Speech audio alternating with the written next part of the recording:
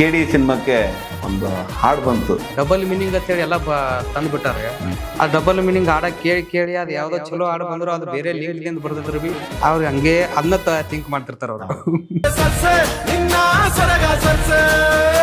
ಮುದ್ದು ಬಂಗಾರಿ ನನ್ನ ಫೋನು ಎತ್ತಮ್ಮ, ನೀವು ಒಂದಿನ ಮಾತಾಡ್ಲಿಕ್ರ ನನ್ನ ಜೀವವಾದಂಗಮ್ಮ. ಏ ಮುದ್ದು ಬಂಗಾರಿ ನನ್ನ ಫೋನು ಎತ್ತಮ್ಮ. ಪ್ರಥಮ ಬಾರಿಗೆ ನಿಮ್ದು ಯಾವ ಹಾಡು? ಈಗ ರೀಸೆಂಟ್ ಆಗಿ ಒಂದು ಟ್ರೆಂಡ್ ಬರ್ತಿರದ ಏ ಚಿನ್ನಮ್ಮ ನೀ ಚಂದಂಗಿರಂತ. ಏ ಚಿನ್ನಮ್ಮ ನೀ ಚಂದಂಗಿರಮ್ಮ. ಒಟ್ಟಿನಲ್ಲಿ ನಿಮ್ಮ ಶ್ರಮಕ್ಕೆ ಪ್ರತಿಫಲ ಸಿಕ್ಕಿದೆ. ಜನ ಇದನ್ನ ಮಾಡ್ಯಾರ್ರಿ, ಸ್ವೀಕಾರ ಮಾಡ್ಯಾರ. ಈಗ ರೀಸೆಂಟ್ ಆಗಿ ಮಾಳೋಣ ಅವ್ರಿಗೆ ಮಾಡತ್ತೀನಿ.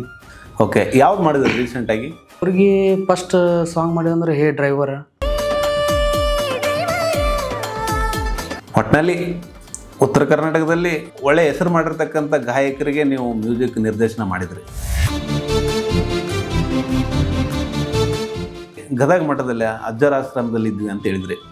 ಅಲ್ಲಿ ಎಷ್ಟು ವರ್ಷಗಳ ಕಾಲ ನೀವು ಈ ಸಂಗೀತ ಅಭ್ಯಾಸ ಮಾಡ್ಕೊಂಡ್ರಿ? ಅಲ್ಲೇನು ಜಾಸ್ತಿ ಇಲ್ರಿ, ಒಂದು 2-3 ವರ್ಷ. ಅಲ್ಲ, ಮನೆಯಲ್ಲಿ ಪ್ರೋತ್ಸಾಹಿತ ಮಾಡ್ತಾನ ಮಗ ಏನಾದ್ರು? ತಂದೆಯವರು ನಮ್ದೆಲ್ಲ ಇಂಥವು ಇದೆಲ್ಲ ಬ್ಯಾಡ ಆಡೋದು ಹಂಗ ಹಿಂಗ.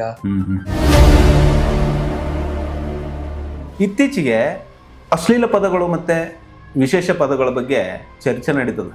ಅವ್ರು ಒಳ್ಳೆ ಹಾಡುಗಳು ಕೇಳ್ರೆ ಒಳ್ಳೇದ ಬೆಳ್ಕೊಂತ ಹೋಗುತ್ತೆ. ಅವ್ರು ಮತ್ತೆ ಕೆಟ್ಟದ ಕೇಳ್ತಾರೋ ಕೆಟ್ಟದ ಹೈಲೈಟ್ ಆಗ್ತಾವ, ಮತ್ತೆ ಅದ್ರ ಬಗ್ಗೆ ಮತ್ತೆ ಚರ್ಚೆ ಮಾಡ್ಕೊಂಡು ಹೋಗ್ಬಿಡ್ತಾರೆ.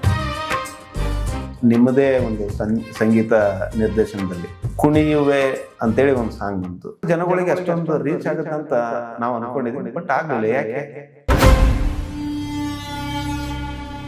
19ರಾಗ ಒಂದು ಸಿನಿಮಾ ಮಾಡಕಂತ ಹೋಗಿದ್ರ. ಅಲ್ಲಿ ಸ್ವಲ್ಪ ಆ ಕಡೆ ಈ ಕಡೆ ಓಡಾಡಿ ಎಲ್ಲ ಹಿಂಗ ದುಡ್ಡು ಹಂಗ ಕಳ್ಕೊಂಡು ಬಂದಿವ್ರಿ.